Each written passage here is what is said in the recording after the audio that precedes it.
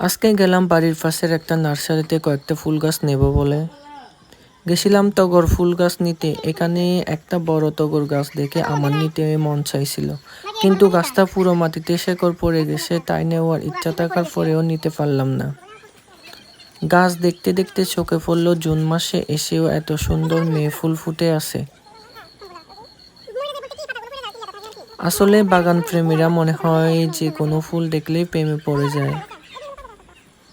Aunty, এই সত্য টগর গাছটা 50 টাকা চেয়ে বসেছে, আমি বলতেছি 20 টাকা দিয়ে দেওয়ার জন্য। যাই হোক, ফুল গাছ দেখতে দেখতে আমার বোতাম ফুল গাছ ও আরেকটা ফুল গাছের নাম জানি না, এগুলো পছন্দ করলাম।